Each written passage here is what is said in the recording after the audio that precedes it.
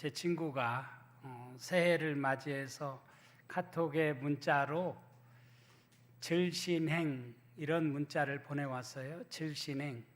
이 문자가 무슨 의미를 가진가 봤더니 즐겁고 신나고 행복하게 새해를 살았으면 좋겠다, 이런 뜻으로 즐신행 이런 문자를 보냈더라고요. 우리 2026년도에도 우리의 삶이 그렇게 호락호락하지는 않겠지만 그럼에도 불구하고 우리 그리스도인들이니까 즐신행하는 복된 새해가 되어줄 수 있기를 바랍니다. 우리 옆 사람에게 그런 의미에서 서로 인사하십시다. 즐신행합시다. 예, 즐겁고 신나고 행복하게 살아가는 여러분의 삶이 될 수 있기를 주님의 이름으로 축원합니다. 신앙생활도 그렇게 할 뿐만 아니라 여러분의 가정생활, 또 직장생활, 사회생활도 즐겁고 신나고 행복하게 2026년을 살아서 하나님이 여러분 모두를 놀랍게 축복해 주시는 복된 새해가 되어줄 수 있기를 간절히 바랍니다. 요즘 많이 쓰는 단어 중에 민낯이라는 단어를 우리가 많이 사용합니다. 화장을 하거나 꾸미지 않은 본래의 모습, 본래의 얼굴을 가리키는 말이 바로 민낯이라는 단어입니다. 요즘 우리는 우리 사회 구석구석에서 민낯을 보게 되어져요. 정치인들의 민낯, 기업가들의 민낯 뿐만 아니라 우리 신앙인들의 민낯을 우리는 보게 됩니다. 특별히 우리가 정치인들 가운데에서 장관 후보자가 자신이 내뱉은 말 때문에 지금 홍역을 앓고 있는 모습을 우리는 뉴스를 통해서 보고 있습니다. 국회의원들이 지난날 보좌관에게 한 그런 행위, 이런 것 때문에 지금 많은 도마 위에 있는 것을 우리가 보게 되죠. 얼마 전부터 우리는 지금 쿠팡의 정보 유출 사태가 발생하면서 우리 국민들이 참 화가 많이 나 있다라고 생각합니다. 쿠팡 회장이 보이는 태도를 보면서 어떻게 기업가가 저럴 수 있나? 특별히 우리나라에서 이렇게 많은 돈을 벌고 또 정말 독과점과 같은 역할을 하면서 어떻게 저런 태도를 취할 수 있나? 안타까움을 넘어 분노와 적개심을 느끼고 있는 것이 현실입니다. 여러분, 그렇다면 오늘 우리 그리스도인들은 어떤가? 오늘날 우리 그리스도인들도 별로 다르지 않다라고 생각합니다. 세상 사람들이 우리를 어떻게 평가하고 있는가? 특별히 목사를 어떻게 평가하고 있는가? 참 때로는 부끄러울 때가 참 많이 있습니다. 이런 우리의 현실 속에서 저는 오늘 우리 교회가 서 있고 또 2026년 한 해를 우리가 어떻게 살아가야 하는가라고 하는 그런 질문을 우리 스스로에게 해보아야 한다고 생각합니다. 그런 가운데 오늘 우리가 읽은 마태복음 5장 14절에서 16절의 말씀을 우리가 다시 한번 듣게 되어져요. 너희는 세상의 빛이라 라고 하는 말씀이죠. 새해를 시작하는 첫 주일, 주님은 올해 우리 농천교회에 너희는 세상의 빛이다 라고 하는 이 말씀을 주셨어요. 저는 이 말씀을 가지고 너희는 누구인가? 그리고 우리가 무엇을 위해서 이 세상에 존재하는가? 라고 하는 근원적인 질문을 우리 스스로에게 던지기를 원합니다. 우리 교회에 주신 오래 피워 너희는 세상의 빛이다 라고 하는 이 말씀에 나오는 세 단어, 너희, 그리고 세상, 그리고 빛이라는 이 세 단어의 의미를 다시 한번 생각하면서 이 시간 함께 은혜를 나누기를 원합니다. 첫째, 너희는입니다. 너희는 세상의 빛이다. 우리를 향해서 주님께서 말씀을 하셔요. 이 말씀은 마태복음 5장 1절에 따르면 바로 제자들을 향해서 하신 말씀이에요. 이 말씀은 세상 사람들을 향해서 하시는 말씀이 아닙니다. 우리 이 자리에 예배하러 나온 우리 농촌 공동체를 향해서 하시는 말씀입니다. 마태복음 5장부터 7장까지를 가리켜서 산상수훈이라고 그렇게 말합니다. 이 말씀은 믿는 자들, 소위 주님을 따른다고 말하는 우리들을 향해서 하시는 말씀이에요. 주님을 믿는다고 말하는 너희는 어떻게 살아야 하느냐라고 하는 것을 주님은 산상설교에서 가르쳐 주고 계십니다. 사랑하는 농촌가족 여러분, 우리의 말 한마디, 행동 하나하나는 정말 중요합니다. 우리의 모습을 보고 사람들은 평가하는 것입니다. 예수 믿는 사람들이 저렇게밖에 말 못해? 예수 믿는 사람들이 저렇게밖에 행동하지 못해? 라고 우리를 향해서 비아냥하고 있습니다. 왜 지금 사람들이 교회를 외면한다고 생각하십니까? 젊은 세대들이 왜 교회에 오려고 하지 않습니까? 하나님이 없다고 생각해서 그럴까요? 기독교 교리를 알지 못하기 때문에 그럴까요? 저는 그렇지 않다고 생각합니다. 오히려 그들이 더 잘 알 수도 있습니다. 그럼에도 불구하고 교회를 외면하고 하나님 앞에 나오지 않는 이유는 우리들의 말 한마디, 행동 하나하나 때문이라고 말하지 않을 수가 없습니다. 최근 개신교인의 사회적 신뢰도는 바닥을 치고 있습니다. 모든 종교 중에 가장 낮은 수치를 나타내고 있어요. 참 가슴 아픈 일이죠. 복음이 어떻게 이 땅에 와서 뿌리 내리고 지금 이 나라의 가장 많은 수를 차지하는 그런 종교가 되었는데 오히려 신뢰도는 모든 종교 중에 꼴찌를 나타내고 있을까? 너무너무 안타까운 일입니다. 그 이유는 다른 데 있는 것이 아니죠. 바로 우리가 주님을 믿는 자답게 살지 않았기 때문입니다. 주님을 믿는 제자답게 행동하지 않았기 때문일 것입니다. 에베소서 5장 8절과 9절은 이렇게 말씀합니다. 너희가 전에는 어두움이더니 이제는 주 안에서 빛이라. 빛의 자녀들처럼 행하라. 빛의 열매는 모든 착함과 의로움과 진실함에 있느니라. 그래요, 우리는 빛의 자녀들이에요. 그렇다면 우리의 삶 속에서는 빛의 열매가 맺혀져야 합니다. 빛의 열매는 착함과 의로움과 진실함에 있다라고 우리에게 가르쳐 주셨어요.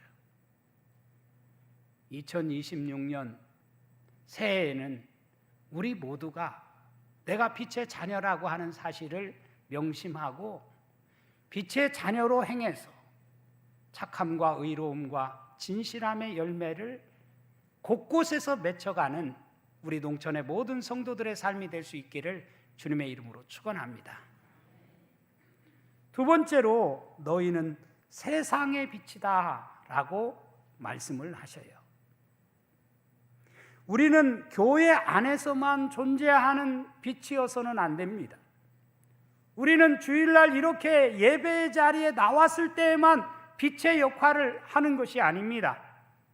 우리가 비추어야 할 빛은 오히려 이곳에서 비치는 빛이 아니라 세상에 나아가서 교회를 넘어 어둠 가운데 있는 세상 한복판에서 우리는 빛의 역할을 감당해야 하고 빛의 사명을 다해야 하는 것입니다. 요한복음 3장 16절을 복음 중에 복음이라고 하죠. 하나님이 세상을 이처럼 사랑하사 독생자를 주셨으니 이는 그를 믿는 자마다 멸망하지 않고 영생을 얻게 하려 하심이라. 우리가 너무나 잘 알고 암송하는 말씀입니다. 그런데 이 말씀 속에서 우리가 눈여겨보아야 하고 주목해야 할 사실은 하나님께서 독생자를 주신 대상이 교회가 아니라는 것입니다. 하나님이 세상을 이처럼 사랑해서 독생자를 주셨다라고 주님께서 말씀을 하셨어요. 그렇다면 우리 교회가 서 있어야 할 자리도 분명하지요. 우리가 서 있어야 할 자리가 바로 산꼭대기가 아니라는 것입니다. 동굴 속이 아니라는 것입니다. 세상 한복판에 서서 그곳에서 하나님의 사랑을 증거해야 하고 그곳에서 하나님이 이 세상을 얼마나 사랑하셨는지를 독생자를 주시기까지 이 세상을 사랑하셨다라고 하는 것을 증거해 보여야 하는 것입니다. 우리 교회는 1950년 4월에 이곳에 세워졌습니다. 우리 교회의 이니셜은 생명의 샘입니다. 그렇다면 과연 우리 교회가 생명의 샘 역할을 감당해 왔는가? 지금도 이 사명을 감당하고 있는가? 우리 자신을 향해서 반문해 보아야 합니다. 이름값을 하고 나이값을 해야 한다는 말을 하지요. 우리 교회의 이름값, 우리 교회의 나이값을 해야 합니다. 우리 교회의 비전을 보면 이렇습니다. 농천교회는 그리스도를 머리로 하여 각 지체가 서로 하나가 된 유기체적인 교회로서 지역사회 속에서 하나님의 영광을 나타내며 나아가 민족과 열방을 구원하는 하나님 나라 공동체입니다 라고 하는 것이 우리 교회의 주보에 담겨져 있는 우리 교회의 비전입니다. 과연 우리는 지역사회 속에서 하나님의 영광을 드러내고 있는가? 라고 하는 질문을 우리는 끊임없이 하지 않을 수가 없습니다. 오늘 본문을 메시지 성경으로 읽으면 이렇게 되어 있어요. 너희가 여기 있는 이유를 말해주겠다. 그러면서 너희는 세상의 소금이다. 너희는 세상의 빛이다. 라고 주님께서 말씀을 하셨어요. 너희가 지금 여기 있는 이유를 분명히 너희에게 말해주겠다. 너희는 세상의 소금이어야 한다. 너희는 세상의 빛이어야 한다. 라는 말씀인 것이죠. 세 번째로 너희는 세상의 빛이라고 말씀하셨어요. 빛이라고 말씀을 하십니다. 하나님은 세상을 창조하시면서 맨 먼저 무엇을 창조하셨어요? 빛이 있으라고 빛을 맨 먼저 창조하셨습니다.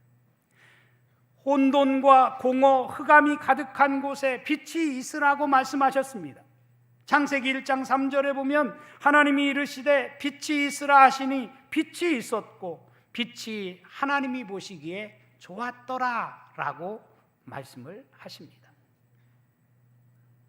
빛이 있으라 하시니 빛이 있었고 빛이 하나님이 창조하신 그 빛이 하나님이 보시기에 좋았더라 라고 말씀을 하신 것입니다.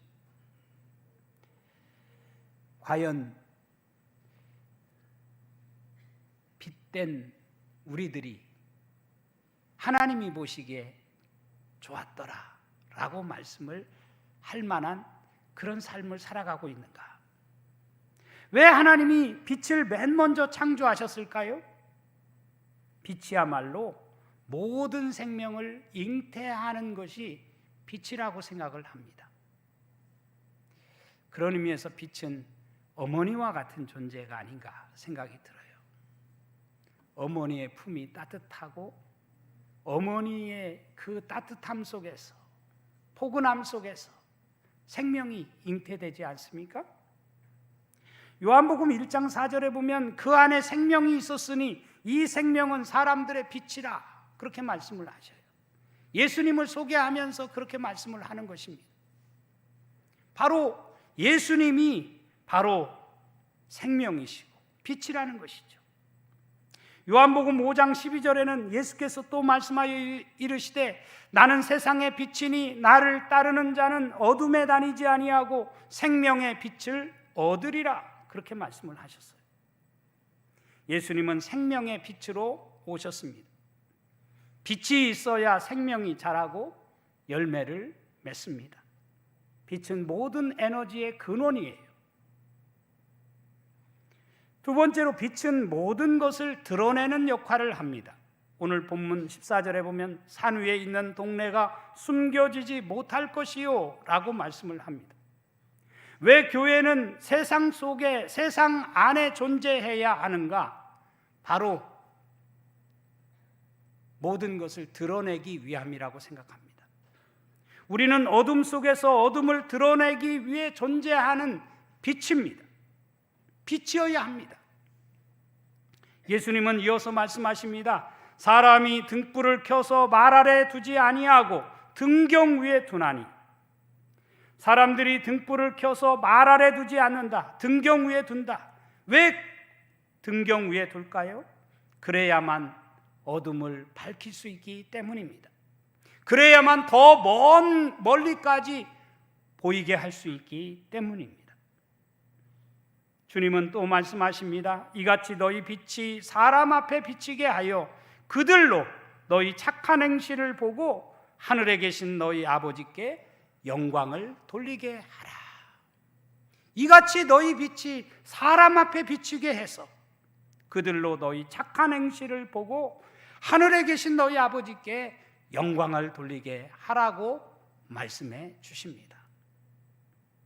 우리의 착한 행실이 사람들이 그 모습을 보고 하나님께 영광을 돌리는 그런 데까지 나아가야 한다는 말씀이겠죠. 세 번째로 빛의 또 하나의 기능은 경고와 인도가 있다라고 생각합니다. 도로에는 신호등이 있어요. 신호등이 없으면 아마 무법천지가 되고 또 많은 사고가 발생하게 될 것입니다. 신호등이 너무너무 중요해요. 바다에도 등대가 있습니다. 바다를 항해하는 배는 등대의 불빛을 잘 보아야만, 불빛의 인도를 받아야만 암초에 걸리지 않고 항해를 할 수 있습니다. 비행장에도 관제탑이라는 것이 있습니다. 기장이 관제탑의 교신을 무시하면 큰 사고를 당합니다. 우리 교회에, 저는 이 교회의 꼭대기에, 맨 꼭대기에 십자가를 높이 세워 놓았습니다. 그 십자가의 불빛이 이 지역사회의 많은 사람들에게 어떤 의미를 가져올까? 또 저희 교회의 건물 둘레에도 은은한 불빛으로 이렇게 풍겨져 나오도록 그렇게 설계가 되어 있습니다. 저는 이 불빛을 보면서 사람들이 어떻게 생각할까? 그런 질문을 해봅니다. 이 지역사회에 사는 많은 이웃들이 농촌교회가 비추는 십자가의 불빛과 건물을 보면서 아무런 의미를 발견하지 못한다면 우리 교회의 십자가는 어쩌면 안톤 슈낙이 우리를 슬프게 하는 것들 가운데 하나가 교회당에 세워진 십자가일 수도 있겠다, 그런 생각을 해봅니다. 우리 교회가 이런 빛의 사명을 다할 때 어둠 속에 있는 자들이 주 앞에 나와 영원한 생명을 얻게 되어지는 놀라운 역사가 일어나게 될 줄로 믿습니다. 오늘 우리가 이제 성찬을 나누게 될 것입니다. 성찬을 받으면서 우리는 2026년 한 해 우리가 어떻게 살아가야 할 것인가? 빛의 사명을 감당하는 내가 되겠습니다 라고 결단하면서 성찬에 참여할 수 있는 우리 모두가 되어줄 수 있기를 주님의 이름으로 축원합니다.